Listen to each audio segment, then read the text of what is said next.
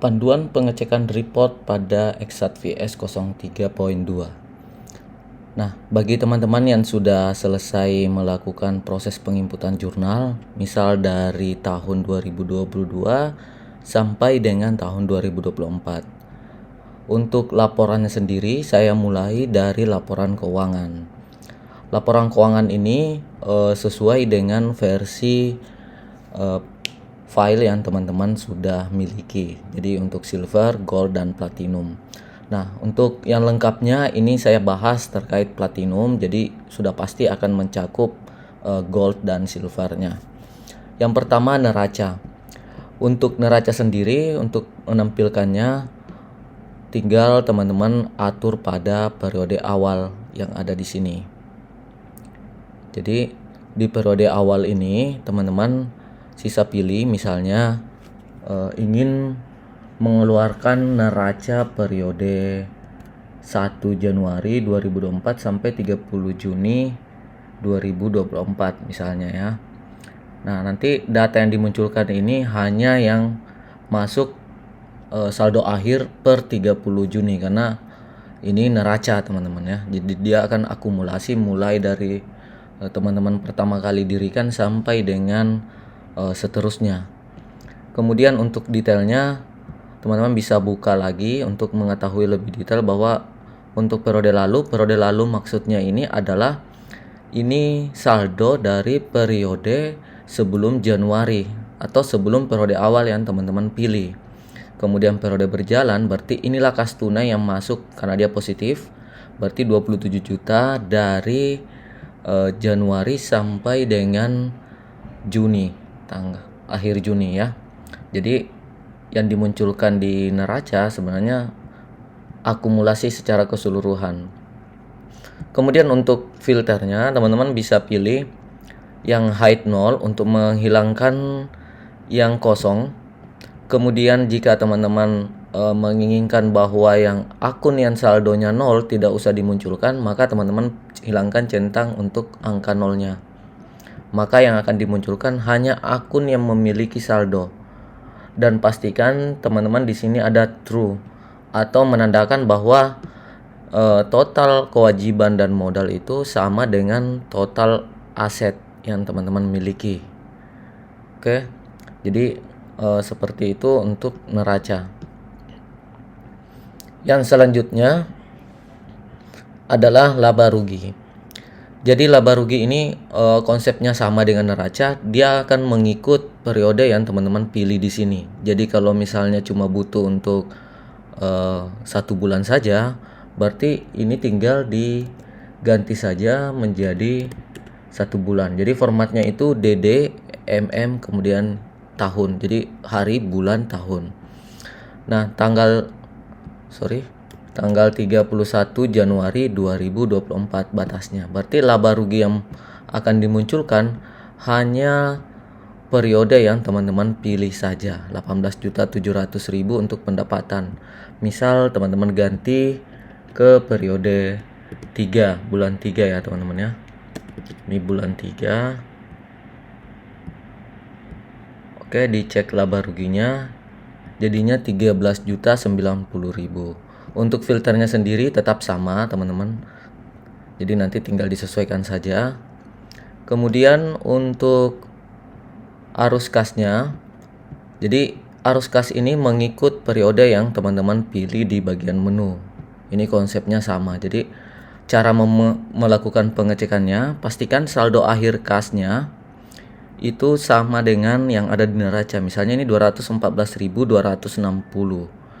Berarti harus sama dengan yang ada di neraca ini teman-teman ya. 87 ditambah dengan 126, berarti totalnya 214.260.000. Jadi harus sama karena kas dan bank itu akan ditotal. Selanjutnya perubahan modal ini sama, ini standar semua mengikut yang ada di sini teman-teman ya, yang ada di periode teman-teman pilih. Kemudian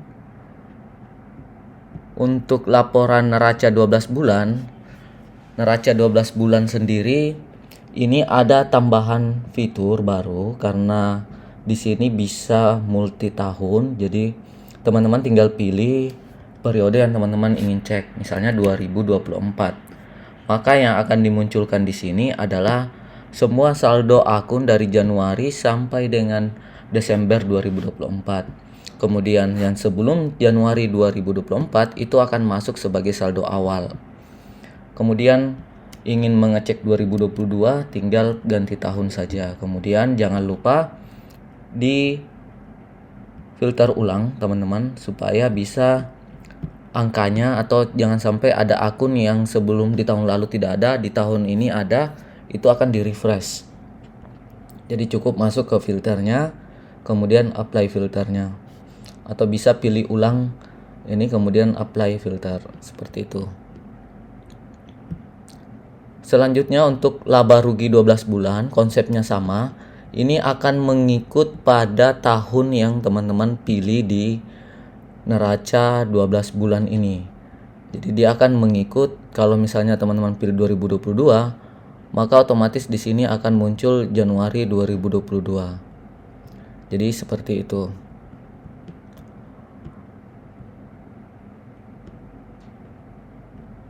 Selanjutnya laporan pendukung buku besar. Untuk buku besar sendiri ini ngikutnya berdasarkan periode yang teman-teman pilih di menu. Jadi ini yang teman-teman pilih di menu. Untuk pengecekan filenya silahkan masukkan akun yang ingin dicek, misalnya kas tunai, maka akan dimunculkan semua transaksi yang masuk. Misal teman-teman ganti di sini tanggal 1 sampai dengan tanggal bulan 3, maka buku besarnya otomatis akan terupdate. Jadi seperti ini. Bisa juga teman-teman langsung dari tahun 2022 misalnya, teman-teman cek di sini, itu akan muncul semua transaksinya. Untuk teman-teman yang ingin print out, itu tinggal hilangkan angka 0 kalau misalnya tidak menginginkan ada angka 0 yang ada di sini, seperti ini. Dan kalau teman-teman menganggap bahwa baris yang disiapkan di buku besarnya kurang, ini teman-teman silahkan di copy saja di bagian terakhir seperti ini. Ini teman-teman di copy saja, kemudian paste sebanyak yang teman-teman perlukan dan enter. Jadi seperti ini. Kalau misalnya pada saat print ada angka yang tidak masuk, teman-teman bisa melakukan pengaturan di blok saja semua, kemudian masuk di pack layout, kemudian print area. Jadikan nanti set print area. Di Google Sheet juga hampir sama teman-teman, untuk pengaturan yang akan di print itu sisa di blok saja. Maka pada saat teman-teman tekan Ctrl P atau Command P untuk print, otomatis akan dimunculkan. Untuk berikutnya adalah buku pembantu. Ini yang tadi buku pembantu khusus untuk customer atau vendor atau karyawan yang teman-teman pilih saja. Jadi seperti ini. Nah, ini kaitannya dengan yang ada di kode bantu. Apabila teman-teman tidak menggunakan kode bantu atau tidak memfungsikan, maka otomatis buku pembantu ini tidak ada teman-teman. Maka kosong nilainya. Dan untuk neraca lajur ini berisi neraca saldo, jadi saldo akhirnya berapa, kemudian tapi yang sebelum penyesuaian ya. Kemudian jurnal yang teman-teman buat dengan menggunakan kode penyesuaian yang teman-teman sudah set up atau default AJP seperti ini, maka akan ditempatkan di posisi ini teman-teman, khusus untuk teman-teman mengetahui bahwa ini ada penyesuaian. Nah, untuk detail penyesuaian sendiri silahkan cek referensi untuk cara menjurnal penyesuaiannya. Biasanya untuk aset tetap, biaya dibayar di muka, atau misalnya pendapatan diterima di muka, itu harus ada penyesuaian di akhir periode. Kemudian saldonya otomatis akan dihasilkan untuk yang telah disesuaikan. Jadi neraca saldo ditambah dengan penyesuaian. Nanti teman-teman bisa cek juga laba rugi dan neracanya. Oke. Untuk neraca lajur sama teman-teman konsepnya. Untuk filter laporan juga sama, sisa refreshnya itu tinggal dicentang ulang kemudian di apply atau di filter. Selanjutnya Untuk analisa, ini yang vertikal teman-teman ya. Yang vertikal itu cara bacanya dia akan membandingkan terhadap atasnya, jadi ketotalan ya. Misalnya ini ada total pendapatan 100%. Oke. Jadi teman-teman bisa tahu bahwa 70% yang mengurang dari pendapatan ini adalah harga pokok penjualan. Jadi seperti itu. Ini untuk persennya. Kalaupun teman-teman ingin melakukan modifikasi, edit, silahkan. Tapi yang penting teman-teman harus paham apa yang teman-teman edit. Atau kalau mau membuat analisa baru, teman-teman bisa menggandakan file, tidak akan menjadi masalah juga. Tinggal gandakan filenya, kemudian teman-teman bisa olah. Atau teman-teman buat template sendiri, kemudian linkkan ke sumber data utama, apakah neraca atau laba ruginya. Jadi seperti itu. Untuk periodenya teman-teman bisa langsung setup, ini tidak terpengaruh oleh periode yang ada di menu. Jadi teman-teman bisa atur sesuai dengan yang ada di laporannya langsung. Kemudian untuk horizontal, ini untuk membuat laba rugi pembanding teman-teman ya. Jadi ini untuk membandingkan periode yang dipilih dengan periode sebelumnya. Jadi ini bisa multi year, bisa multi month to month, atau day to day. Jadi tinggal diatur saja dari periode yang dipilih tanggal berapa ke tanggal berapa, kemudian pembandingnya tanggal berapa ke tanggal berapa. Itu maka otomatis akan dimunculkan untuk laporannya. Contoh ini teman-teman ya, 2024 dibandingkan dengan tanggal yang sama ya. Misalnya tanggal 1 2024 dengan tanggal 7. Jadi bedanya tahun 2023 dengan 2024. Maka ini perbandingannya teman-teman. Pendapatan usaha periode dipilih, kemudian pembandingnya 2024, atau pembandingnya ini bisa lebih kecil. Jadi tinggal diatur saja seperti ini. Periode dipilihnya 2024. Nah, jadi periode dipilih 18.750.000, kemudian pembandingnya 2023 itu 19.550.000. Ini menurun teman-teman ya, ada minus di sini. Jadi turun sekitar 4% dari periode yang sama di tahun yang lalu. Jadi teman-teman bisa pergunakan untuk analisa. Kemudian yang terbaru adalah dashboard. Dashboard ini untuk pengaturannya langsung di dashboardnya sendiri. Di sini teman-teman bisa ambil harian. Yang akan dimunculkan harian ini harusnya transaksi real time. Jadi 12 hari teman-teman ya. Jadi startnya dari tanggal 24, hitung mundur selama 12. Jadi itu akan dimunculkan di situ. Kemudian bisa juga opsi untuk bulanan. Kalau harian sudah pasti akan 0 kalau teman-teman tidak update untuk jurnalnya karena mengikut tanggal hari ini. Untuk bulanan ini bisa untuk diatur, mau 2024 tinggal diganti saja atau 2023. Kemudian analisa pendapatan, total pendapatan ini sama saja teman-teman, tinggal diatur juga mau harian atau yang bulanan saja, kemudian pilih tahun. Kemudian untuk akun dalam pantauan ini sebenarnya ini teman-teman bisa mengatur akun mana yang teman-teman ingin fokuskan untuk dicek. Nanti tinggal teman-teman pilih, ini sudah disiapkan misalnya piutang usaha. Nanti teman-teman atur sendiri mana yang menjadi fokus utama dari teman-teman, misalnya kas, bank, kemudian hutang, piutang, itu bisa dimasukkan supaya teman-teman bisa kontrol apakah ada kenaikan atau penurunan. Kemudian yang terakhir analisa komponen laba rugi. Jadi ini khusus laba rugi sesuai dengan namanya. Ada laba bersih, pendapatan lainnya, harga pokok penjualan, beban lainnya. Ini adalah kategori akun. Dan teman-teman bisa membandingkan laba bersih misalnya untuk 2023 maka otomatis akan dibandingkan dengan periode sebelumnya.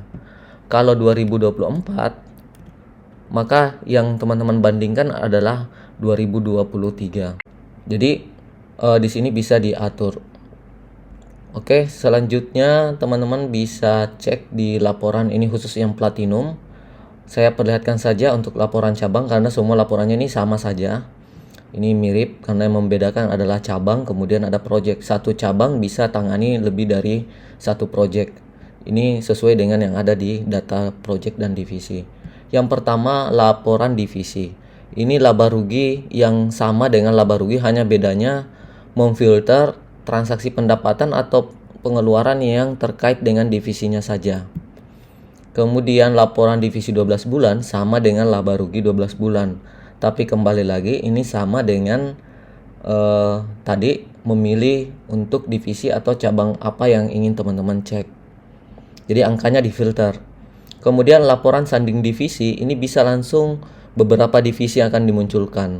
Nanti tinggal pilih. Kalaupun misalnya ini kurang, teman-teman sisa insert row dan insert column dan copy saja formulanya. Jadi di sini defaultnya sudah disiapkan.